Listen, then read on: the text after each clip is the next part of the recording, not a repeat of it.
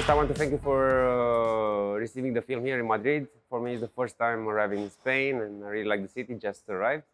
So it's a great honor to have the film presented here. And I don't know, it's the first fictional feature. I had the documentary before. So, and I was, how I got the idea.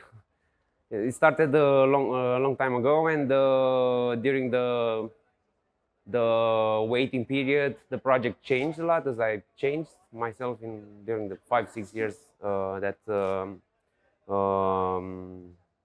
we had to wait for the funding and so on.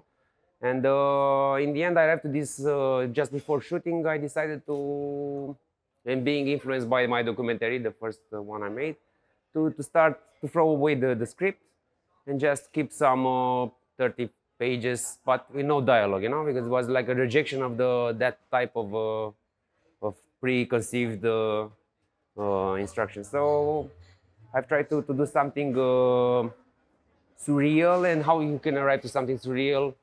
If you're thinking it, I think you're killing it directly. So somehow I tried to follow my instincts and observing the things that were happening nearby me. So that's how some people from my team arrived in front of the camera as well. So there are lots of professionals there. So it's a hybrid as well.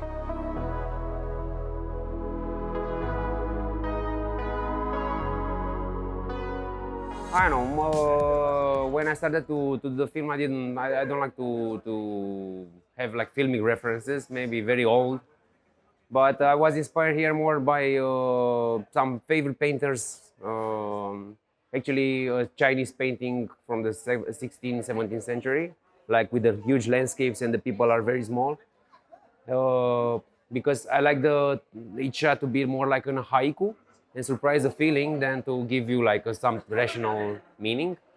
And somehow to arrive to the essence of editing, which is shot A plus shot B gives you the meaning C. So the film could be more open to many interpretations afterwards. But I don't know, influence. I mean, okay, I'm in Spain. It's Buñuel, no? It's like, come on. I was just rewatching the remastered version of L'Âge d'Or, and he arrived to some things. You know, I try to think how he was arriving to those here to that process. Okay, and maybe the Phantom of Liberty. Okay, as a way to write this kind of chain sequences.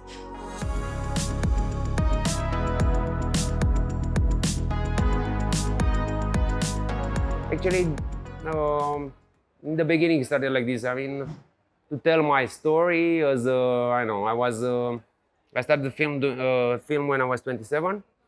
So I had this project in mind when I was 30 or something, you know. So it's a period of transformation for a man, and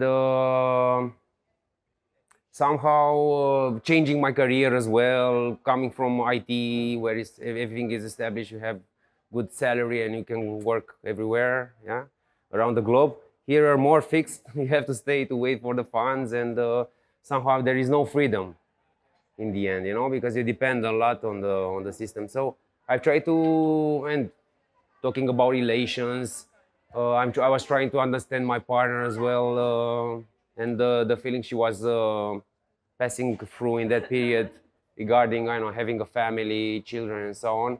And I was trying to understand what she feels and so on. And how do you study this, you know? And I was taking the abstract concept of the gender and exploring playfully, I hope, and exploding the cliches, you know, because I was seeing this wave of gender films and so on, but told like in a cliche way, you know, like I mean I was how we can talk more about it and encapsulate that mystery that surrounds, and to put more questions instead of giving answers, let's say, yeah. Because in the end, I don't want to give any answers, fixed answers. Maybe to raise the right question, and you are a winner. I mean, I'm satisfied with that, you know. So exploring in dreams, successions, reversals.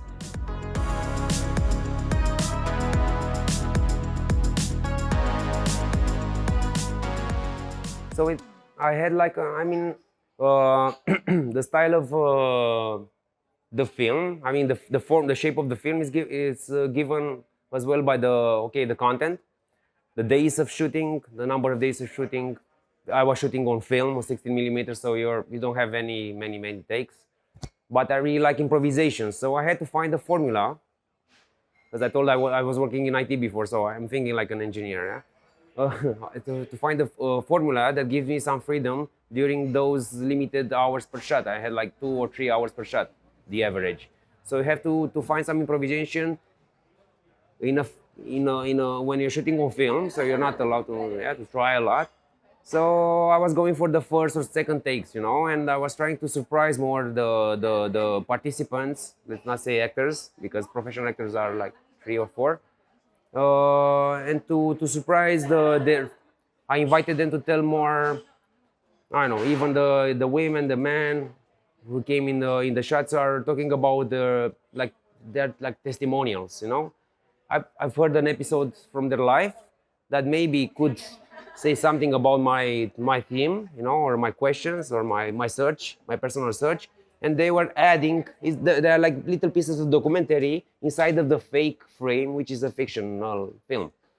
And I mean, I would not pretend that it's a documentary, or I would not pretend it's like perfect fiction, like we had rehearsed. I didn't have any rehearsals, so rehearsed dialogue and so on. I refused them because I wanted to have the first or the second shot, and maybe the nature with the people there gives you something unique that cannot be repeated, and that's valuable for me as an artist.